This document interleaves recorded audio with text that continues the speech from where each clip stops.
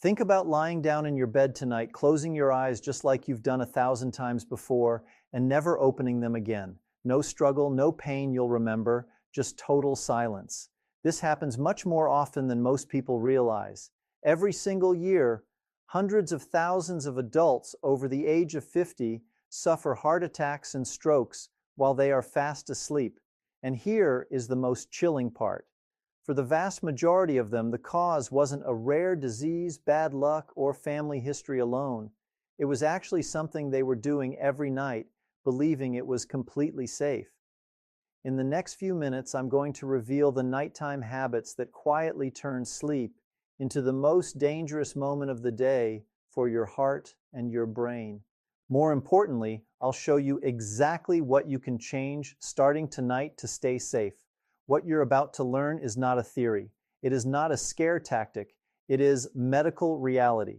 My name is Dr. Michael Kent, and I've spent my life studying the hearts of people over 50. If that is your age group, this message could literally save your life. Now, I want you to really think about what happens when you turn off those lights and the house goes quiet. Most of us believe that when we go to sleep, our bodies just shut down to rest. We think of it like parking a car in the garage and turning off the engine. But in reality, for your cardiovascular system, sleep is the most active and critical time of the entire day. It is anything but a shutdown. This is when your heart is supposed to slow down, your blood pressure is supposed to drop, and your brain is supposed to flush out all the trash and metabolic toxins that built up during your waking hours. This is the period of time where your cells regenerate and your blood vessels repair the damage from the day's stress. We call this the dipping phase, and it is the only time your heart actually gets to recover from the stress of living. Think of your heart as a pump that has been working for 60, 70, or 80 years without a single second of rest. It doesn't get a weekend off, it doesn't get a vacation. Sleep is the only break it gets for the entire day. But for millions of Americans over 60, this recovery never happens. Instead of resting, their hearts are forced to race.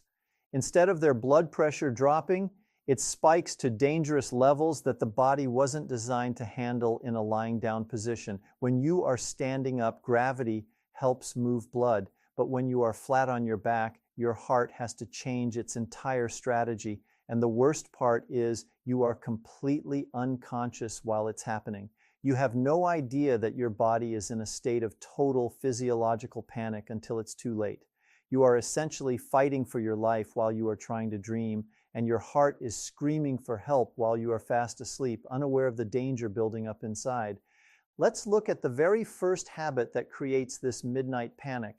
It's something almost everyone does, and most people think it's just a normal part of a relaxing evening. I'm talking about eating a heavy meal late at night. Now, I'm not just talking about junk food or fast food. Even a healthy large dinner, maybe some steak, potatoes, and a salad at 8 mile or 9 p.m. can be a death sentence for someone over 50. You might think you're just fueling your body, but you're actually sabotaging your internal clock. Here is the simple 5th grade science of why this happens, and I want you to picture this in your mind. Your body only has a certain amount of blood, usually about 5 liters in total. When you eat a big meal, your digestive system becomes the absolute priority for the body's resources. Your stomach and your intestines demand a massive amount of that blood to start the complex process of breaking down that food, churning it, and absorbing nutrients. This requires an incredible amount of energy, but when you lie down to sleep, your heart is trying to enter its low power mode. By eating late, you are forcing your heart into a blood flow war. Your stomach is pulling blood one way to handle the digestion, and your heart is struggling to keep enough blood flowing upward to your brain and your vital organs. Imagine trying to run a full marathon while you're trying to take a nap. It just doesn't work. When your stomach is working overtime at 2 a.m., your heart rate doesn't drop to its resting state. Your blood pressure stays high because the body thinks it's still in work mode. In the medical world, we call these people non-dippers. If your blood pressure doesn't dip at night, your risk of a stroke in the early morning hours goes up by more than 400%. It is the single greatest predictor of a cardiovascular event in seniors. I want to tell you about a patient of mine, a 68-year-old man named Bill. Bill was a healthy guy, he didn't smoke, and he walked his dog every day. But Bill loved having a big bowl of pasta and some thick bread right before bed every single night. He told me it made him feel heavy and helped him fall asleep faster. What he didn't realize was that while he was asleep, his heart was pounding at 90 beats per minute just to digest that pasta. His body was sweating, his arteries were under pressure, and his brain wasn't getting the deep sleep it needed. One night, his heart just couldn't handle the war anymore. He woke up in the middle of the night, drenched in sweat, with what felt like an elephant sitting on his chest. He was lucky. His wife heard him struggling and he made it to the hospital in time. But so many people aren't that lucky. They live alone, or their partners are heavy sleepers, and they stay in that silent state forever. If you want to protect yourself tonight, your last heavy bite of food needs to happen at least 3 to 4 hours before your head hits that pillow. You have to give your heart permission to rest, and it simply cannot do that if it's busy being a slave to your stomach and your late-night cravings. Beyond just the heart, late-night eating triggers a hormonal cascade. It spikes your insulin. When insulin is high, your body cannot produce the growth hormones needed for tissue repair. So not only is your heart working harder, but it's also losing its ability to fix the wear and tear on your valves and vessels. This is a double-edged sword that cuts deep into your longevity and your heart health.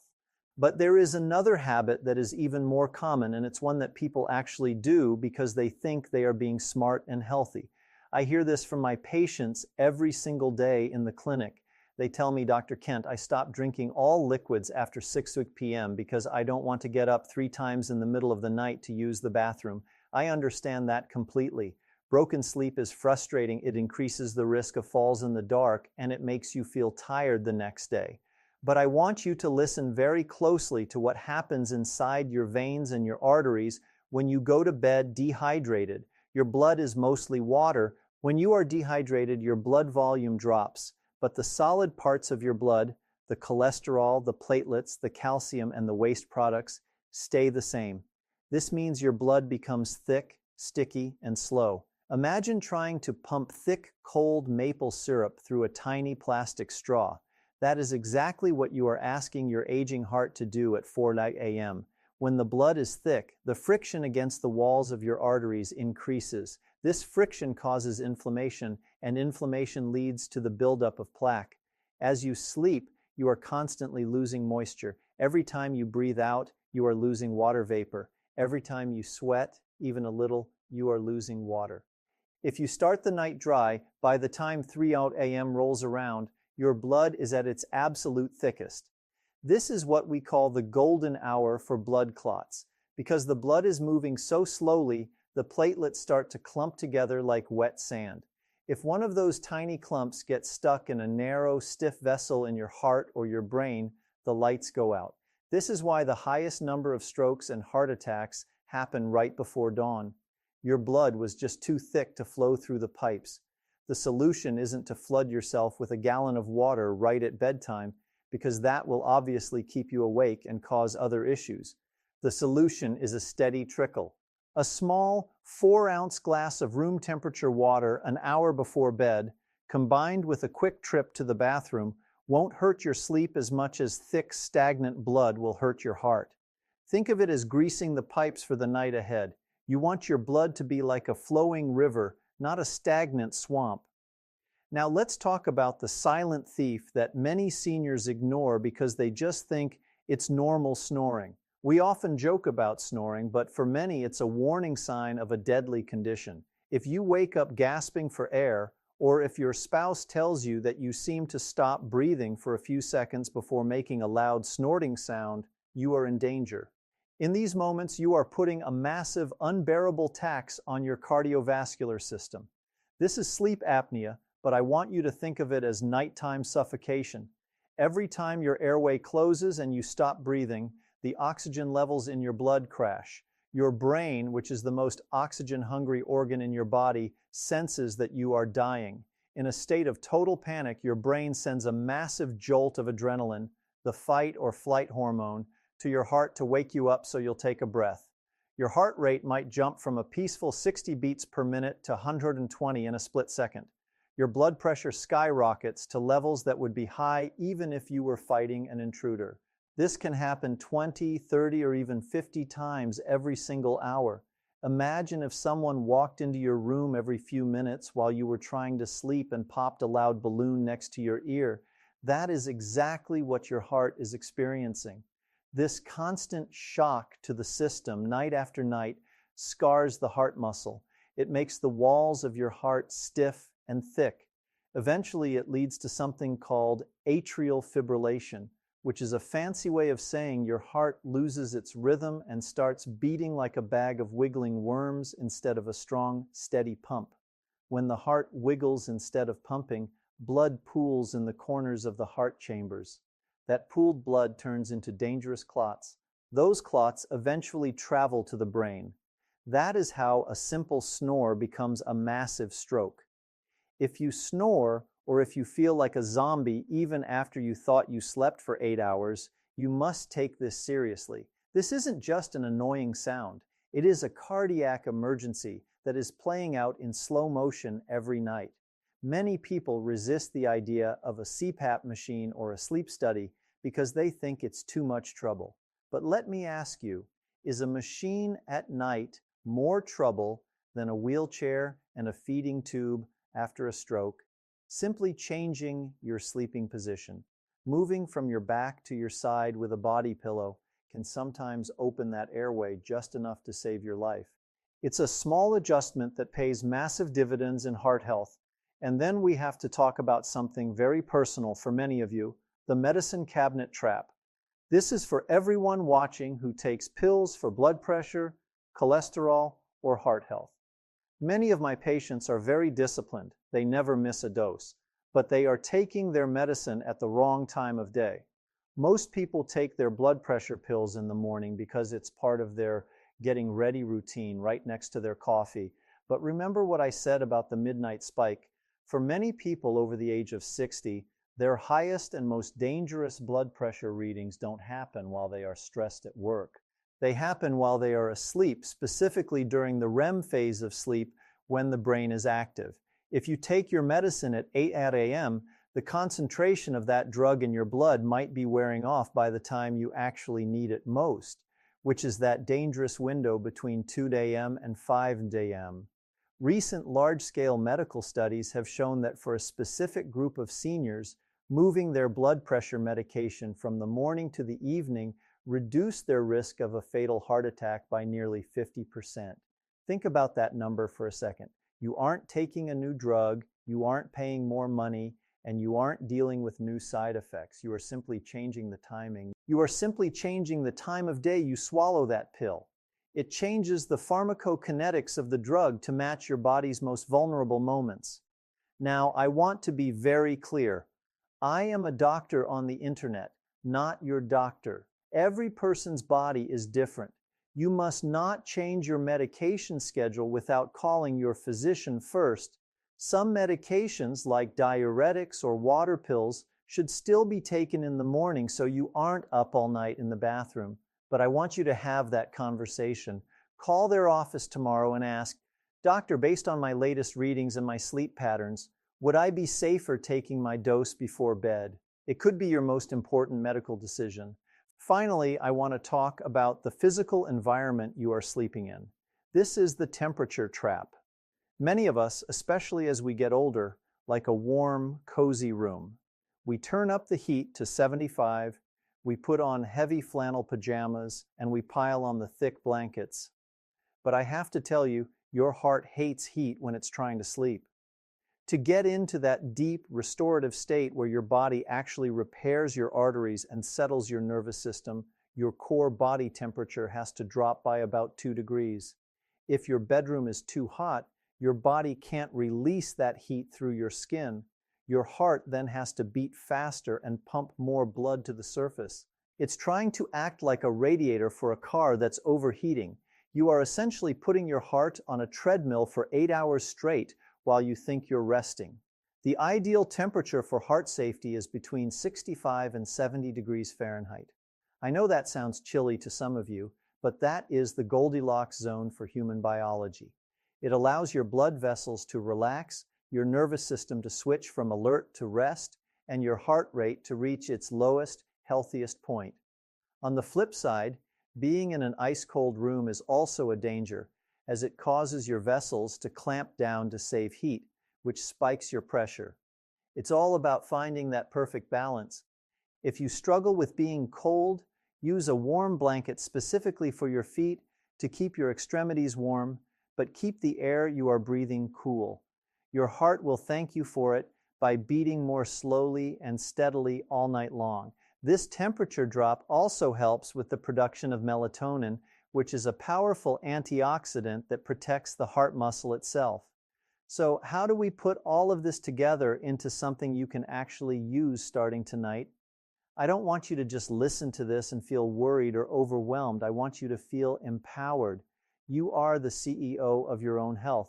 I want to give you a heart-safe evening routine that you can start tonight. It's a simple step-by-step plan for your 60s and 70s that will act like a shield for your heart while you dream. First, your kitchen closing time needs to be 7 p.m. If you go to bed at 10 or 11, that 7 p.m. cutoff is vital. No more heavy snacks, no more midnight runs to the fridge for a slice of cheese or leftover chicken.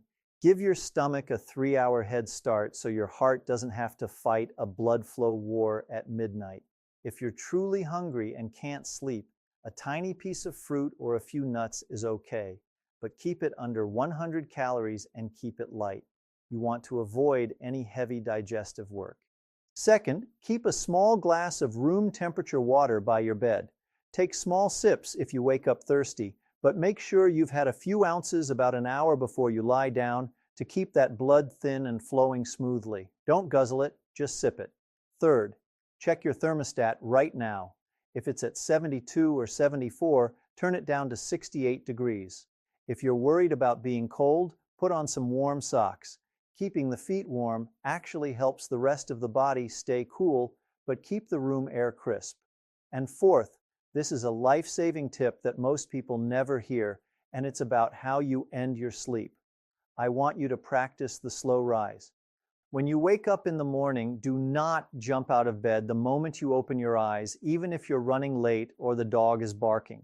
Your body has been in a low-pressure horizontal state for hours. Your blood is pooled in your torso. If you jump up too fast, your heart has to suddenly scream into action, beating violently to fight gravity and get blood up to your brain. This morning jolt is when a huge percentage of cardiovascular events happen. Instead, sit on the edge of the bed for 1 or 2 full minutes. Move your ankles in circles, stretch your arms, take a few deep breaths, and let your blood pressure stabilize. Let the plumbing of your body adjust to being upright. Give your heart a chance to wake up with you. It's such a simple thing, but it's the difference between a safe start and a dangerous spike. I've seen thousands of patients over my decades in medicine. I've seen the ones who ignored these small signs, thinking they were fine until they ended up in the emergency room. And I've seen the ones who took these words to heart and changed their future. The difference isn't usually in some expensive surgery or a miracle pill from a late-night infomercial. The difference is in these small, quiet, nightly choices that you make in the privacy of your own home. Your heart has been beating for you every single second since you were born. It has never taken a day off. It has never asked for a reward. It has worked through your stresses, your joys, and your struggles. The least we can do as we age is to give it a safe, cool, and peaceful place to rest for 8 hours tonight. Before you close this video and start your evening, I have 3 small requests for you. First, if this information made sense to you and you feel like you learned something new about your own body, please subscribe to the channel. I spend my time digging through the latest medical journals and clinical trials to bring you the truth about aging in a way that is easy to understand and actually useful for your daily life. Second, hit that like button. It might seem like a small click to you, but it tells the YouTube computer that this message is life-saving, and it helps me reach other seniors across the country who are at risk tonight and have no idea why they feel so tired or why their heart is racing in the dark. Third, I want you to leave a comment below.